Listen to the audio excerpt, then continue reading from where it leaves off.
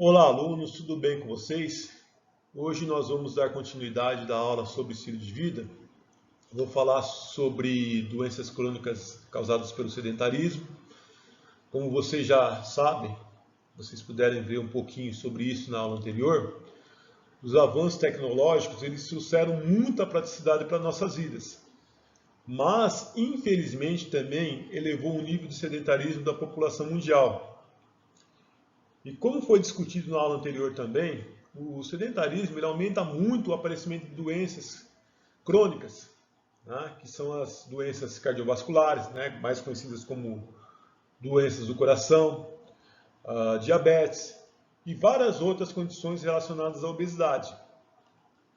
No mundo todo, as pessoas elas ficam cada vez mais sedentárias. É só você fazer uma análise da sua própria rotina. Quantas vezes no dia você fica sem realizar nenhum exercício físico? E mesmo quando nós estamos nos nossos momentos de lazer, nos nossos horários de lazer, a nossa preferência é ficar sentado na frente da TV.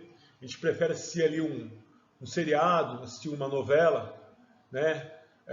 Jogar um videogame, ou então usando o computador ou o celular. E todo esse sedentarismo, com o tempo, ele acaba cobrando muito caro da nossa saúde e sobrecarregando o nosso organismo. Quando você fica muito tempo sem realizar nenhuma atividade ou exercício físico, você queima menos calorias e, consequentemente, aumenta o risco de obesidade. Você pode perder ainda força e resistência muscular por conta disso. Os seus ossos eles podem ficar mais fracos e perder algum conteúdo mineral. Sobre esse conteúdo mineral eu vou comentar mais ali adiante, quando eu for falar sobre osteoporose. Ainda o seu metabolismo pode ser afetado, né? O seu corpo pode ter problemas para processar gorduras e açúcares. O seu sistema imunológico também é afetado. Ele pode não funcionar corretamente e você pode ter má circulação sanguínea e retenção de líquido. O seu corpo ele pode sofrer ainda mais processos inflamatórios e você pode desenvolver ainda um equilíbrio hormonal, ou seja, ter um estilo de vida negativo, né, um estilo de vida sedentário, pode gerar muitos impactos negativos no seu organismo, aumentando ainda o risco de diversas doenças crônicas, além de também aumentar o risco de você desenvolver depressão e ansiedade, que é cada vez mais comum no mundo todo. Vamos falar sobre as doenças cardiovasculares, também conhecidas como doenças do coração. As doenças cardiovasculares são um conjunto de problemas que atingem o coração e os vasos sanguíneos, provocando doenças e graves complicações à saúde das pessoas, como o infarto, a insuficiência cardíaca, a arritmias, AVC e outros tipos de alterações na circulação de sangue. Então, a doença cardiovascular ela ocorre devido a problemas em vasos que irrigam o coração. Já o acidente vascular cerebral, também conhecido como AVC, ocorre quando problemas na irrigação sanguínea do cérebro causam a morte das células, o que faz com que partes do cérebro deixem de funcionar devidamente. Existem dois tipos principais de AVC, o isquêmico, causado pela interrupção da irrigação sanguínea, e o hemorrágico, causado por uma hemorragia. Então, essa imagem representa o AVC isquêmico. Ele ocorre quando há a obstrução de uma artéria, impedindo a passagem de oxigênio para as células cerebrais, que acabam morrendo. Essa obstrução ela pode acontecer devido a um trombo, uma trombose, ou a um embolo, uma embolia. O AVC isquêmico ele é o mais comum. Ele representa 85% de todos os casos. Nós dizemos que o AVC ele é hemorrágico quando há um rompimento de um vaso cerebral e ocorre um sangramento, uma hemorragia, em algum ponto do sistema nervoso. Hipertensão arterial.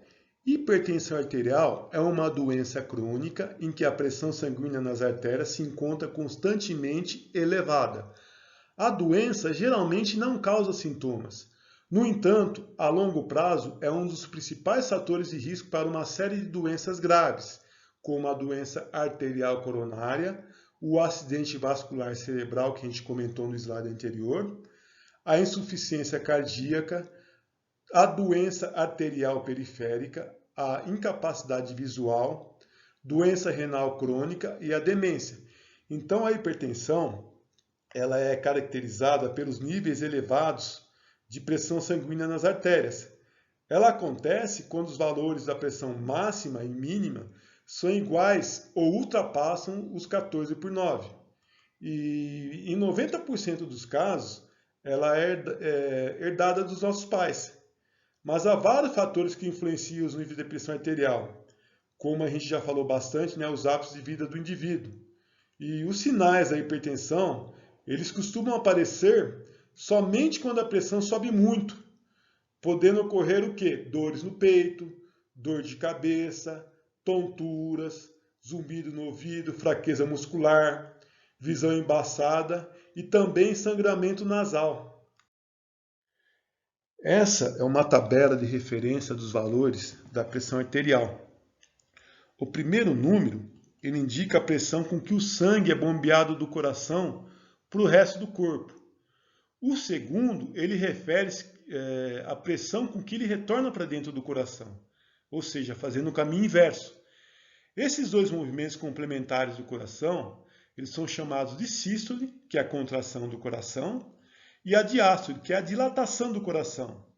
Daí, os dois números que medem a pressão a serem denominadas pressão arterial sistólica, ou pressão máxima, e a pressão arterial diastólica, ou mínima.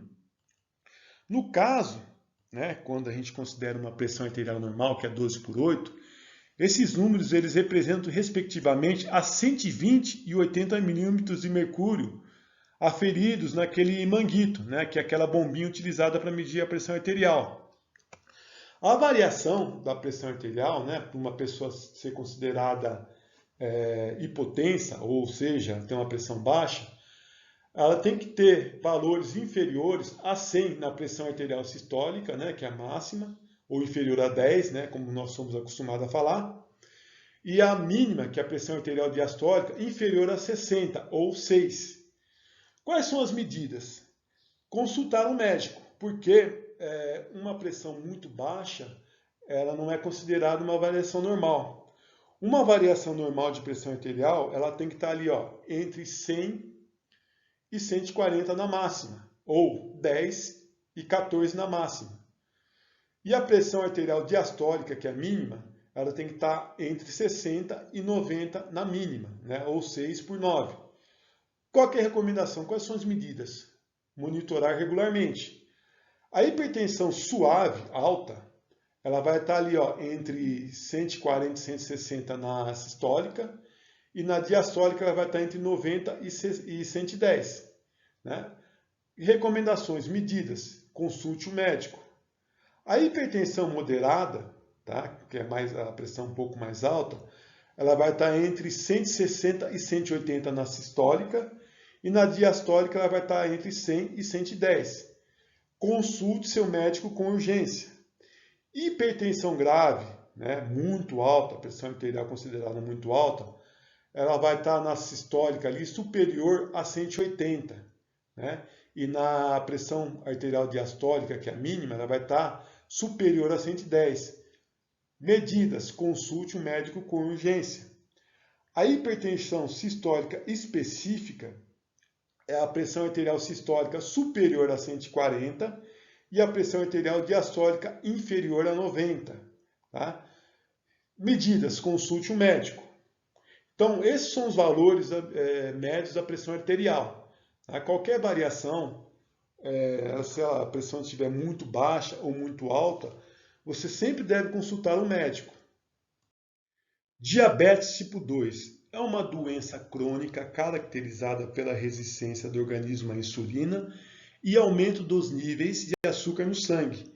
que gera os sintomas clássicos como sensação de boca seca, aumento da vontade para urinar, vontade aumentada para beber água e até perda de peso sem causa aparente.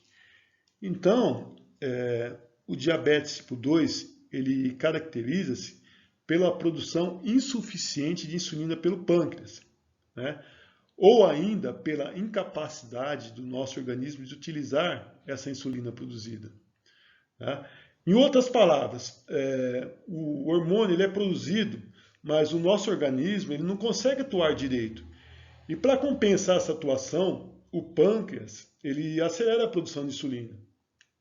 Porém, isso vai ter um preço, né, com o tempo. O órgão ele vai ficar sobrecarregado e as células vão começar a falhar, até que não irá dar mais conta dessa sobrecarga. E aí o açúcar no sangue ele se eleva, né? E ao longo prazo, esse açúcar elevado no sangue ele pode causar sérios danos ao organismo. Entre as complicações, destacam-se o quê? As lesões e as placas nos vasos sanguíneos, né, que vão comprometer a oxigenação dos órgãos e também vão contribuir para o aumento dos infartos e dos AVCs.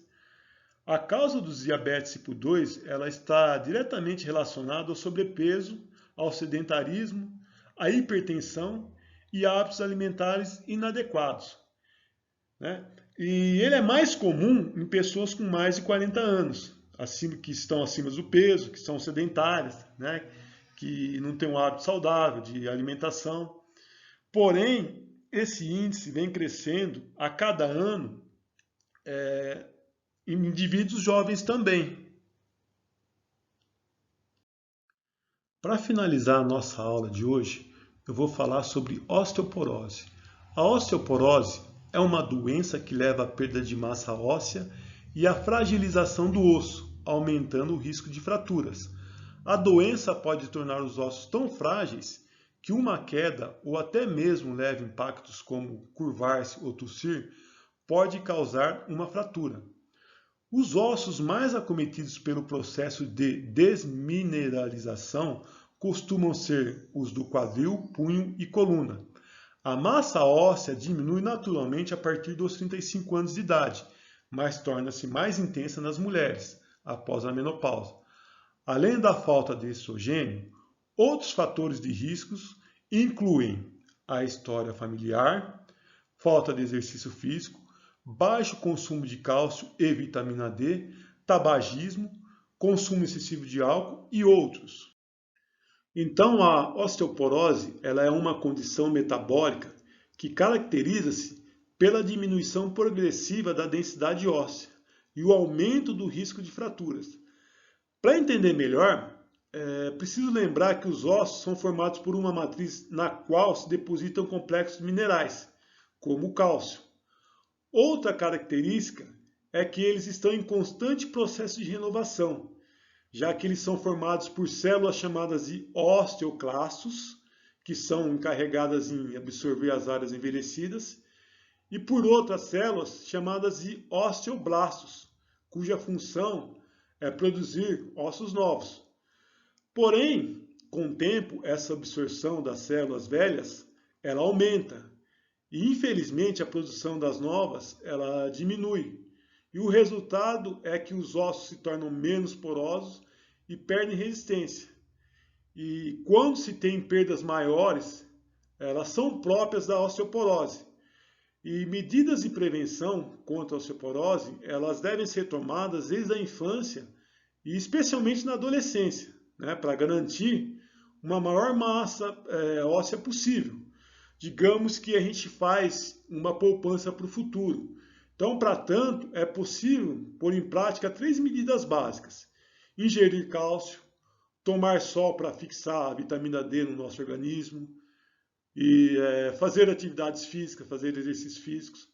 Na verdade, essas são as regras que devem ser mantidas para o resto da vida. Então, gente, essa foi nossa aula, né? Foi uma continuação da aula anterior, onde eu falei sobre estilo de vida. Na verdade, hoje eu falei sobre as causas, né, as doenças que aparecem devido ao sedentarismo.